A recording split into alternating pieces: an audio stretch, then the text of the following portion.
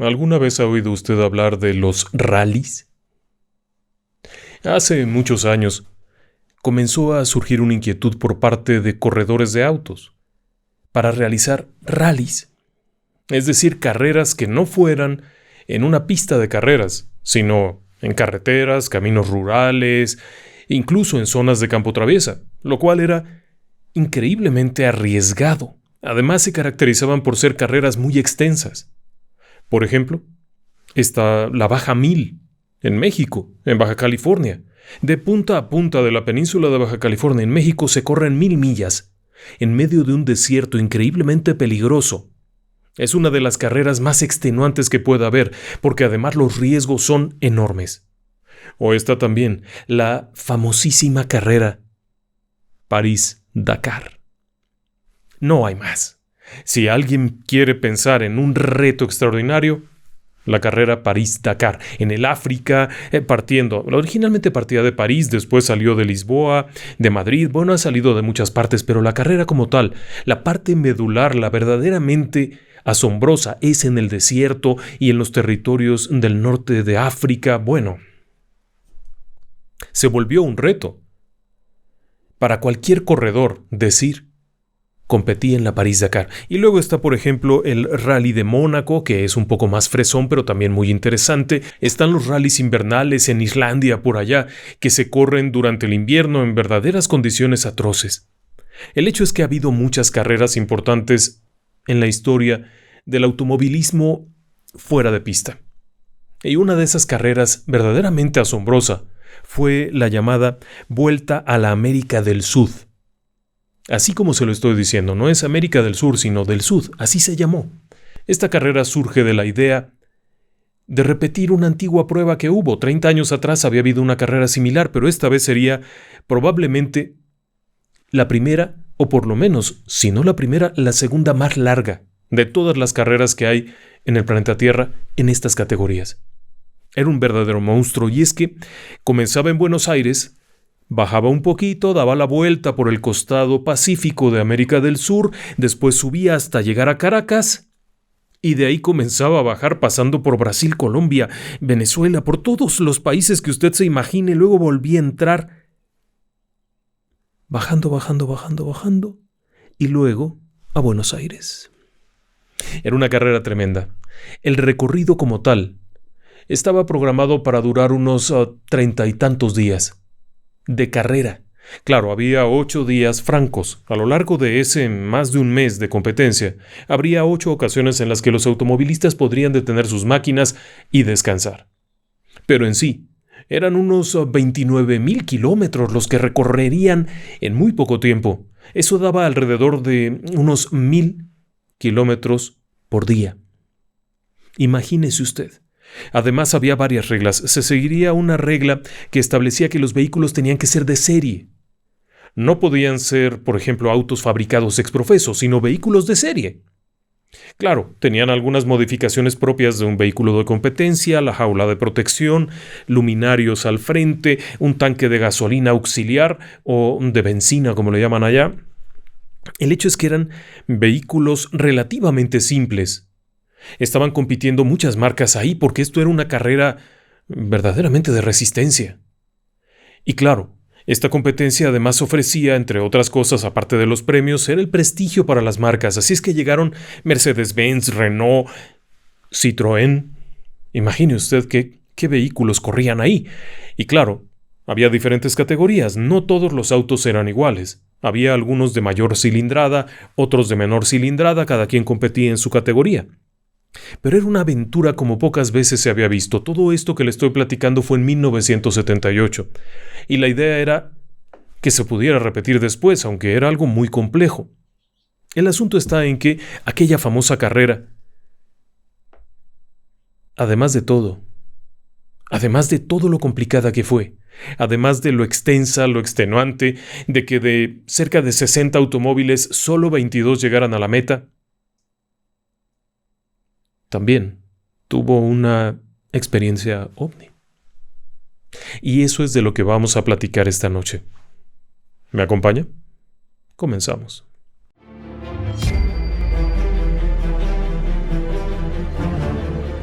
Relatos del lado oscuro. Fantasmas. Seres extraños. Sucesos inexplicables. Perversidad humana. Historias que otras mentes prefieren ignorar.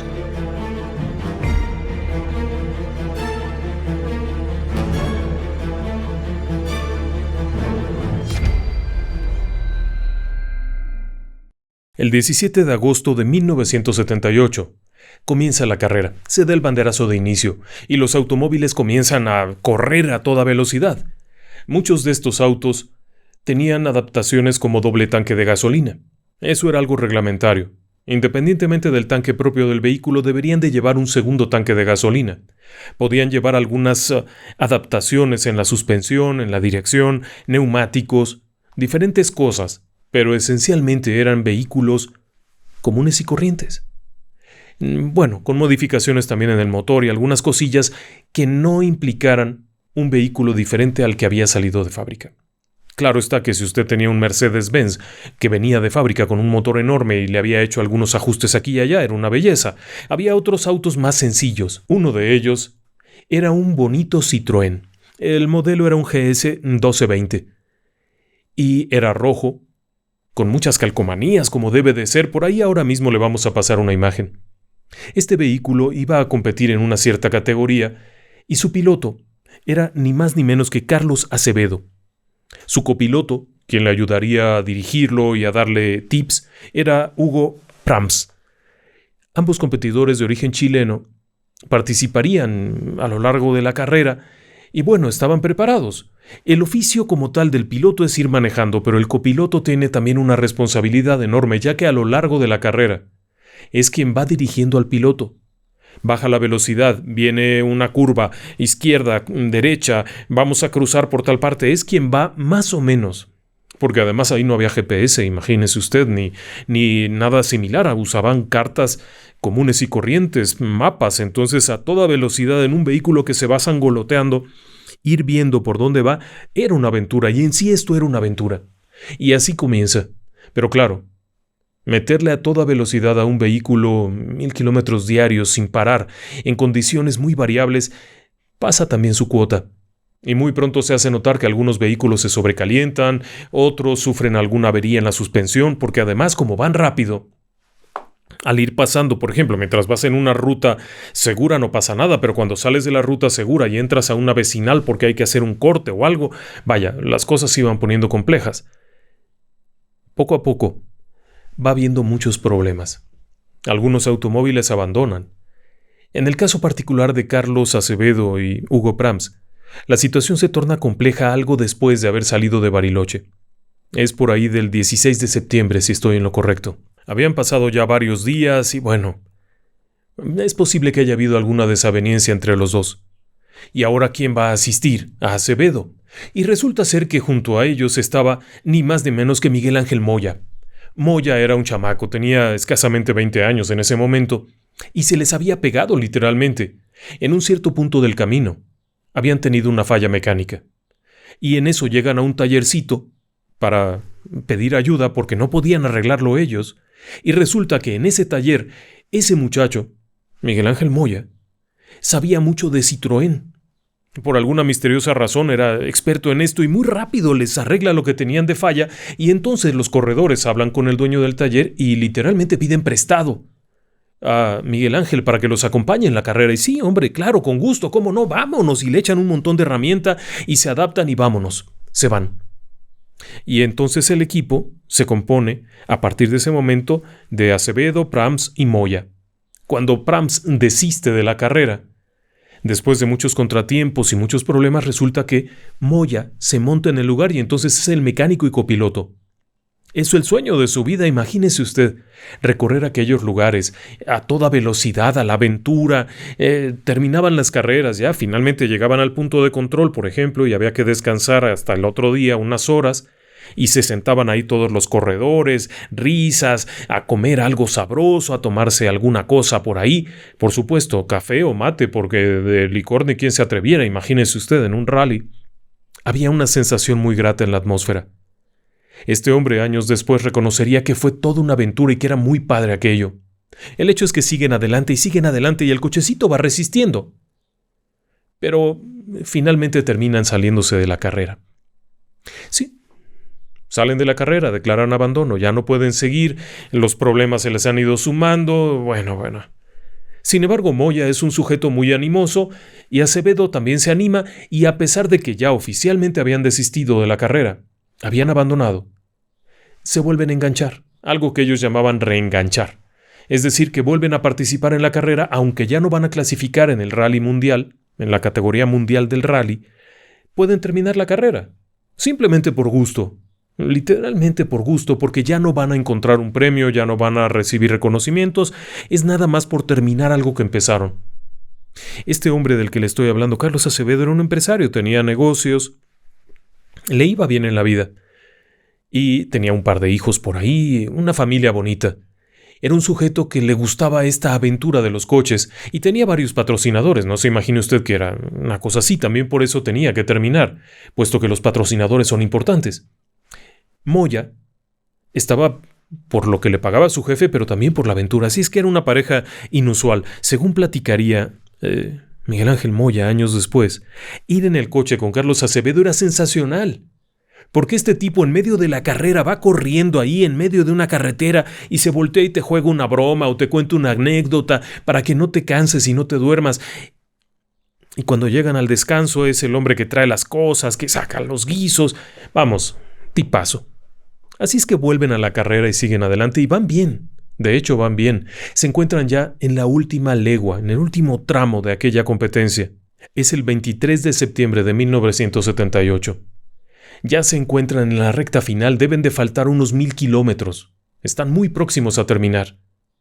Y la parte del trayecto que ahora están realizando transcurre desde la ciudad argentina de Viedma, que se encuentra en Río Negro, justamente en el paso de Carmen Patagones, Río Negro y Viedma. De ahí se dirige una línea recta, prácticamente recta, salvo por ahí un par de curvas, una enorme extensión plana, preciosa. Ahora mismo le pongo por ahí unas imágenes, pero para quienes no lo están viendo y lo están oyendo, el lugar es plano y tiene vegetación baja. Se trata principalmente de tierras de cultivo muy solitarias. Después de pasar Carmen de Patagones, por el lado de la costa del Atlántico Sur, vienen algunos pequeños poblados, como Pedro Lugo, que es bastante pequeño. Pedro Luro, perdón, le estoy diciendo mal el nombre. Pedro Luro, que en ese momento era una comunidad de unos 7,000 habitantes. Después de eso ya viene Bahía Blanca. Y en el trayecto no crea usted que hay mucha gente viviendo. En 1978, en esta región, por ejemplo, había una pequeña comunidad que era Cardenal Cagliero, que en realidad era un poblado, era un caserío. El resto de la carretera es una ruta increíblemente solitaria, con unas noches imponentes. Imagínese usted en el hemisferio sur, allá, y en parajes completamente solitarios, donde no hay ninguna interferencia lumínica, donde no hay alumbrado público, donde no hay ciudades grandes. Después de que salen de Carmen de Patagones y comienzan a avanzar hacia la salitrera Algarrobo, donde está el lago de sal de Algarrobo y todo esto, bueno, ahí ya no hay nadie que ilumine nada. Las estrellas se ven como si estuvieran encima de uno, pero aquí es un paisaje sobrecogedor. Bueno, volviendo a la carrera.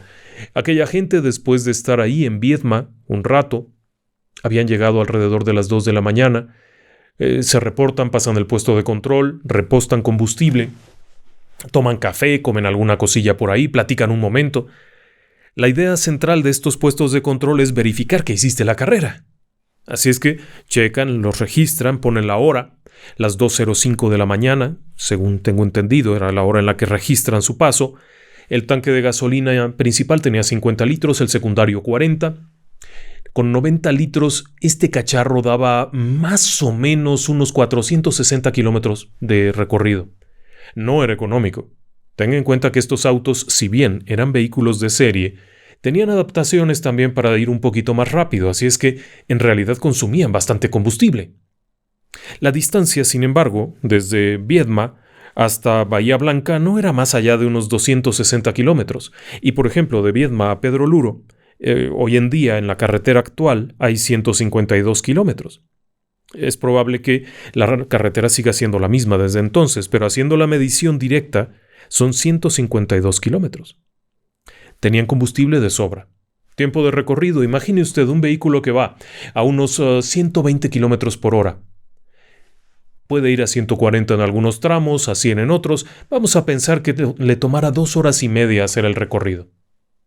Estarían llegando allá al amanecer, a Bahía Blanca. Pero Pedro Luro, que está a 150 kilómetros, probablemente hora y media. 3:30 de la mañana, ¿le parece bien? El hecho es que se tardan un poquito y van saliendo a las 2:20, 2:30.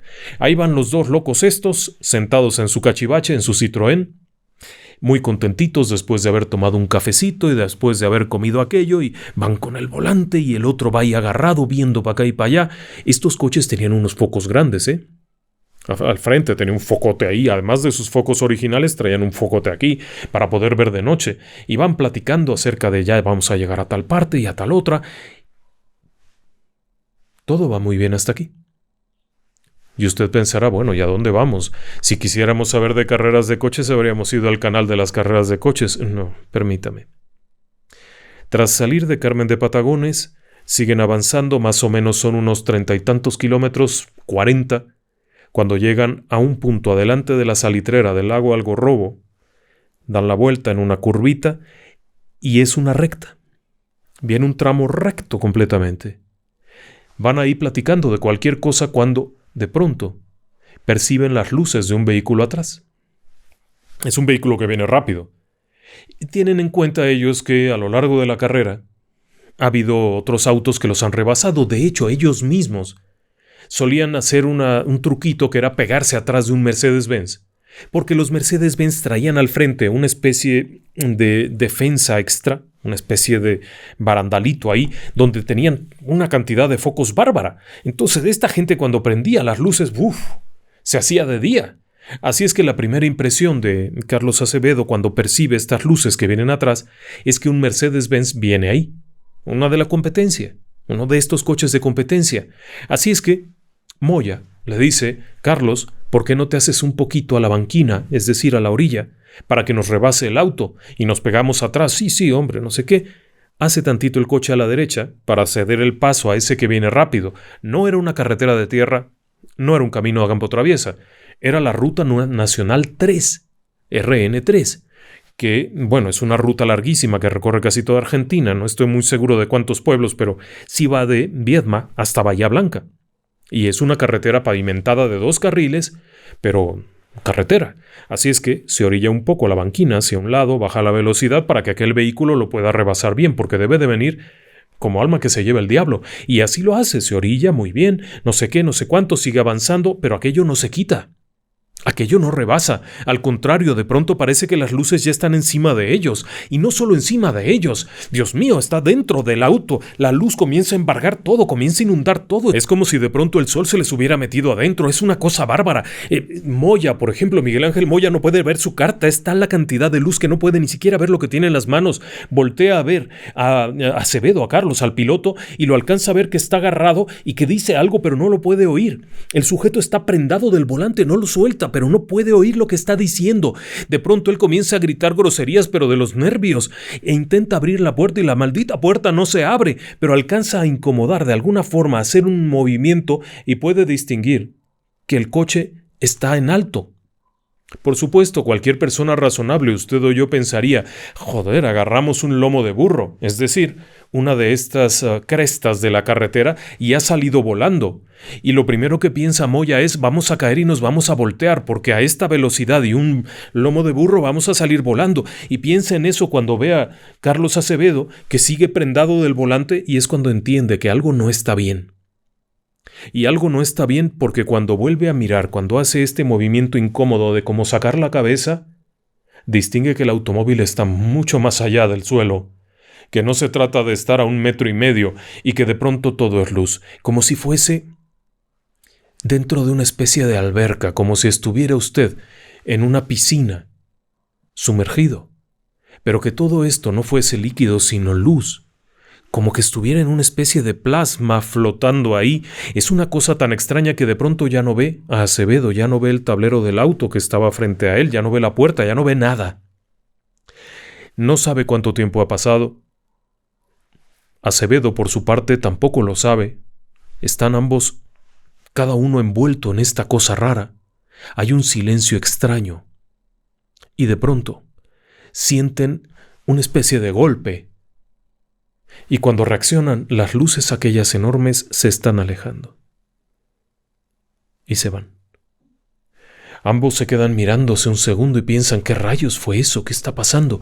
Y por supuesto se quedan viendo el uno al otro. Le voy a comentar que en el momento en el que ocurre todo esto, cuando empieza, repentinamente el automóvil se aceleró a todo lo que daba, como cuando salta un lomo de burro y el motor entra en revoluciones porque no están las ruedas en el suelo. Así fue ese ruido y acto seguido se apagó todo. Cuando reaccionan y están otra vez ahí, ahora están en la banquina pero del lado opuesto, están ahí en unos matorrales, en unas piedras, está el automóvil ahí detenido. Pero el motor está apagado. El switch, sin embargo, está en encendido. No tiene sentido. Carlos Acevedo se baja para ver qué ha ocurrido, le echa un ojo por aquí, un ojo por allá, pues nada. Pues vámonos. ¿Qué podemos hacer? Pues vámonos. Sí, pues vámonos. Echa a andar el motor y el auto arranca. Se mueven un poco para allá y el auto falla. Y entonces este muchacho Moya dice, esto suena como si no tuviera combustible. El otro le dice, eso es absurdo, ¿cómo no va a tener combustible si acabamos de repostar tanques allá en el puesto de control y no hemos avanzado gran cosa? Abre el auxiliar, por si acaso, abre el auxiliar y efectivamente el auto arranca bien y ya. Siguen adelante y cuando van llegando a Pedro Luro observan la estación de combustible a un lado y se detienen. Se detienen ahí a preguntarle al encargado de las bombas, al muchacho que estaba ahí, un sujeto de apellido Ferrusco, y le preguntan, oiga, ¿dónde estamos? Están en Pedro Luro. ¿Cómo? ¿Pedro Luro? Sí. Es que nos ha pasado algo muy raro. ¿Hay por aquí policía? Dice, sí, claro. ¿Por qué no van allá? Y miren, así y así, ahí está el lugar de la policía, vayan para allá, ¿y qué les pasó? Y le cuentan lo que les ha pasado y dice, hombre, no, qué raro, no lo sé.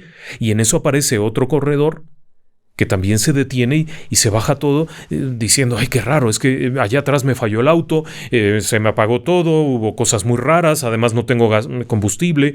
Bueno, todos se quedan viendo por un momento y estos dos en particular están especialmente nerviosos. Y le voy a decir por qué están especialmente nerviosos. La distancia desde Viedma hasta Pedro Luro es de 152 kilómetros. En el odómetro del auto solo hay registrados 50 kilómetros. Cuando revisan las cartas, nuevamente ya con la luz de la estación de servicio donde cargaron combustible, donde llegaron, revisan aquello y efectivamente la distancia corresponde, son más de 150 kilómetros. Aunque ellos digan que son 120, la realidad es que eran 150. Pero en su odómetro solamente hay 52 kilómetros y ahí no termina el tema. Pensando en que les había fallado el auto por combustible, le piden al despachador que rellene el tanque, y lo rellena y resulta que el tanque principal está en ceros, no tiene nada. Y el secundario le falta bastante. ¿Qué pasó? ¿Cómo pudo ser esto? Si solo han recorrido 50 kilómetros, tenían para unos 400 y pico de kilómetros de recorrido. Algo no cuadra muy bien. ¿Dónde están los 77 kilómetros? ¿Dónde está el combustible? ¿Qué pasó con nosotros? Y entonces caen en cuenta de algo. Y preste atención a esto porque tengo que hacer una aclaración. Cuando están en la estación de combustible, ahí en Pedro Luro, deben de ser más o menos las 5 de la mañana. ¿Dónde estuvieron? Tenían que haber llegado a Pedro Luro escasamente a las 3 de la mañana, 3:30. Son las 5. ¿Dónde estuvieron? Algo no cuadra. Ahora le voy a decir algo curioso, la versión leyenda, porque también hay una versión leyenda, la que fue más popular, dice que llegaron ahí a las 2:10 y que la gente del puesto de control no llegó sino hasta las 5 y que por eso fue sorprendente que ganaron la carrera. A ver, punto número 1, no llegaron al punto de control. El punto de control estaba en Bahía Blanca. Llegaron a la estación en Pedro Luro, es decir, iban en el camino y se detuvieron ahí. Y les faltaban casi 2 horas. No había el tiempo, no sabían dónde estuvieron todo ese tiempo. Estaban lívidos del espanto. Y no los descalificaron por eso.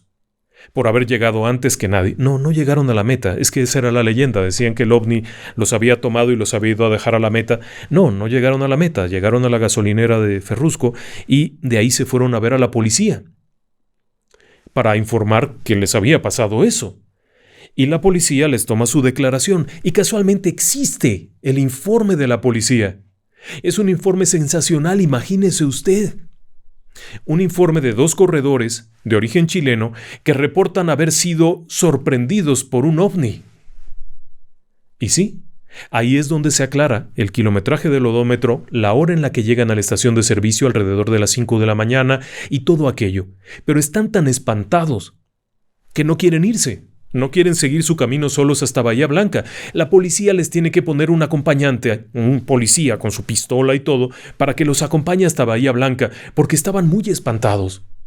Y así fue.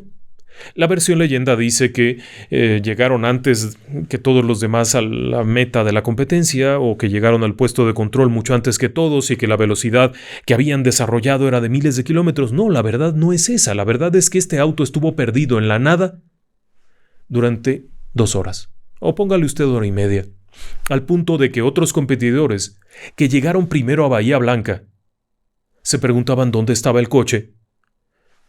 El número 102, el Citroën 102, ¿dónde estaba? Cuando allá en Bahía Blanca se dan cuenta que no ha llegado, no hay teléfonos celulares, por supuesto. La gente del equipo y todo esto se sorprende porque no llegan, ni Moya ni Acevedo, ¿qué les pasó? Y preguntan a los automóviles que vienen llegando, oigan, ¿no vieron al Citroën 102? No, nadie lo vio. Y era una línea recta, no había para dónde escaparse, no había cómo cortar camino, no había una brecha por ahí, no había nada. En el tramo en el que se pierden después de haber pasado la salida de Cardenal Cagliero y de pasar la Salina, allí no hay otra salida para ninguna parte, no se pudieron haber ido a ningún lado. Pero los demás automóviles que iban atrás de ellos, que habían salido de Viedma más tarde, no los vieron. Total, llegan a Bahía Blanca y es un escándalo, porque obviamente ya habían presentado su declaración allá en la policía de Pedro Luro. Y al llegar a Viedma platican lo que les ha ocurrido. Otro competidor que también se habían encontrado revela que él también vivió cosas raras esa noche, pero no tan raras. Total, el asunto queda ahí, en un misterio total. Sin embargo, ellos no habían platicado toda la historia. Quedaron muy espantados por varias razones. Primero, porque algunos días después, ya concluida la carrera, cuando ya llegaron a Buenos Aires, ellos no clasificaron, es decir, que ni siquiera están en el roster, en la parrilla de competidores que llegaron a la meta, no están ahí. Sin embargo, llegaron al final. Cuando llegan al final, están en Buenos Aires y demás, son visitados por 3 miembros de la Fuerza Aérea, 3 militares argentinos. Es 1978, así es que no se vale andarse ahí con chucherías, Es una época muy dura para Argentina, con un rigor en todo este tema de lo militar y la policía que no vea. Y ni qué decir de Chile. El asunto está en que estos 2 hombres chilenos son visitados y estos militares directa y claramente les dicen: no hablen. Punto. No hablen. No sigan contando su historia, no la platiquen. Ya, se acabó. Punto. Y cuando Acevedo, que era un poco más difícil de intimidar, les dice: ¿y por qué no habríamos de hablar de eso? Porque si ustedes siguen hablando de esto, van a sembrar el pánico en aquella región. Y eso va a afectar a la población. Y tenían razón. Y tenían razón porque no eran los primeros. Porque en esta región ya habían ocurrido cosas raras durante mucho tiempo. Habría habido ahí una 20 de abducciones. Y al decir abducciones es porque la gente había sido secuestrada por algo invisible. Había habido mutilación del ganado en una región en la que no hay depredadores.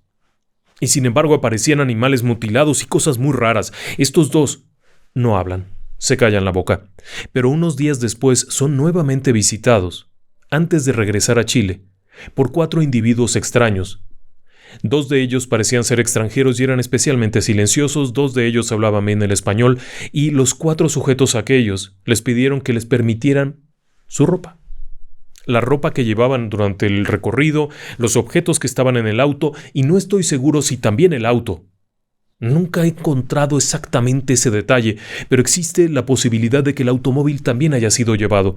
De acuerdo con alguno de los testigos que estuvieron por ahí, aquellos sujetos se presentaron como miembros de la NASA que deseaban hacer un estudio de las prendas. Nunca volvieron, por supuesto, nunca regresaron nada.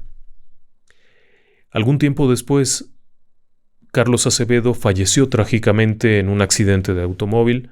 Eso fue creo que en el 85, pero no hizo más declaraciones. Aun cuando este caso llegó a la prensa, diversas revistas, periódicos sacaron noticias del incidente, ambos se negaron a dar más declaraciones. Realmente les impactó. Realmente les pegó aquello. Y aun cuando revistas como Cuarta Dimensión y periódicos locales, periódicos argentinos e incluso chilenos hablaron de esto, muy pronto todo aquello se quedó por allá guardado. E incluso fue una especie de broma, una especie de leyenda, lo que le decía yo. Las publicaciones posteriores hablaban de que el coche fue tomado por un ovni, que llegaron a la meta primero y que los descalificaron por eso. No, no fue así. No llegaron antes, tenían 2 horas de tiempo perdido. Tenían un recorrido que no hicieron. O sea, llegaron del punto A al punto B sin haber recorrido a la distancia, tenían una falta de combustible enorme, estaban raros, se sentían raros y no querían hablar. No sería sino hasta mucho tiempo después, incluso tras la muerte de Carlos Acevedo, que Miguel Ángel Moya haría una serie de declaraciones. Había estado cambiando de domicilio. Este mecánico, que era muy jovencito en ese momento, había vuelto a su lugar de trabajo.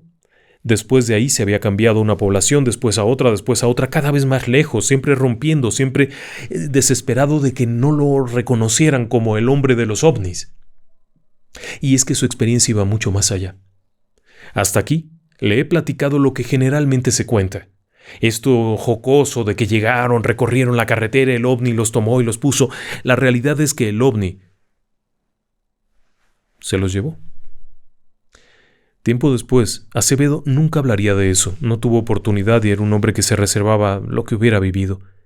Moya declararía que ambos fueron llevados a una nave, así como se lo digo, a una nave, a un aparato, fuera del auto, ya no estaban en el auto, y que caminaron por un pasillo largo, muy iluminado pero al mismo tiempo sin lámparas, simplemente muy iluminado, parecería que las paredes eran las que estaban iluminadas y todo, y había numerosas puertas. Conforme iban avanzando, sin embargo, comenzaron a notar que había estas personas pequeñitas que cruzaban de una puerta a otra, sin prestarles mucha atención.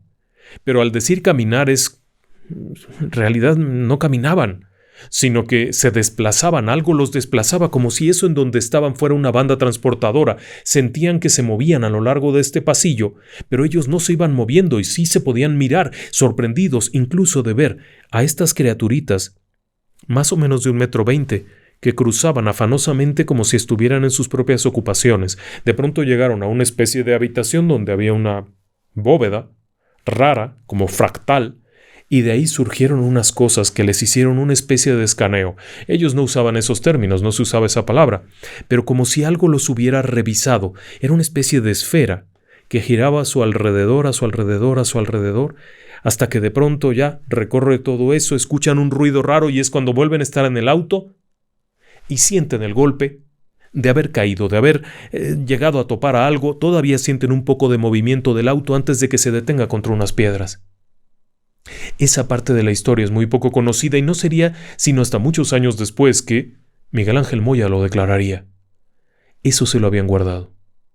Los había impresionado la presencia de los militares o incluso el propio trauma de lo que habían vivido, o quizá, y aun cuando no lo han declarado así o no lo declararon así en su momento, ese período de su memoria estaba borrado. El asunto está en que solamente era uno de tantos casos. Este caso de Moya y Acevedo se suma al de tantos otros más, como el de Betty y Barney Hill en los Estados Unidos, pero especialmente en Sudamérica. Hubo varios casos similares desde 1975, cuando una familia completa en un vehículo familiar desapareció. Como se lo estoy diciendo, desapareció de la carretera frente a otros automóviles y apareció en sentido opuesto, a varios kilómetros de distancia de su punto de partida. Es decir, que algo los había levantado y equivocadamente los puso donde se le ocurrió. En el caso de Moya y Acevedo, los puso del lado opuesto de la carretera, 70 kilómetros fuera de su punto de partida. Es decir, donde los tomó, los llevó a 70 kilómetros y allá los dejó. Hay muchas preguntas al respecto. Por ejemplo, ¿qué pasó con el combustible? ¿Por qué no estaba el combustible? ¿Se había evaporado? Una de las posibilidades es que hubiera habido algún tipo de, no sé, radiación que calentó aquello e hizo que se evaporara el combustible. Otra de las posibilidades es que hubiera sido tomado como muestra. Al mismo tiempo que estaban haciendo un estudio de las personas, de los cuerpos de las personas, de su fisonomía, podían haber estado revisando aquella máquina rara en la que iban viajando en aquel primitivo cacharro y habrían tomado muestras del combustible. ¿Cómo saberlo? El hecho es que no estaba ahí. No vieron otras cosas y probablemente lo que haya habido en la ropa y en el vehículo nunca va a ser revelado. Aparentemente esa información se quedó perdida por allá en alguna bóveda secreta. Es posible que en el hangar 51, o por lo menos en la bóveda secreta del hangar 18. Pero eso nunca lo vamos a saber. Lo que sí queda claro es que otro relato parecido, que es el de la familia Vidal, había ocurrido algunos años antes. No sé si lo ha oído usted, una pareja que va en su cochecito en Chascomús, en la zona de Chascomús, y de pronto desaparecen, y el relato dice que aparecieron en México. Es decir, que se equivocaron esta vez no por 70 kilómetros, sino por 2.000 kilómetros o 3.000, que vinieron a aparecer a México y fue toda una rebambaramba, pero ese es un tema de otro programa. Simplemente hago la anotación de que en esta región ya había otras historias, similares a la de los corredores. Por supuesto, cada quien tiene su mejor opinión. Esta es la información que encontré y que se corrobora con el reporte policíaco de Pedro Luro, que afirma que esta gente llegó ahí a las 5 de la mañana. No a las 3:10 o 2:10, como dicen algunas otras fuentes. Como sea, es una buena historia de ovnis, pero no es la única de esta región. Buenas noches y que descansen en paz.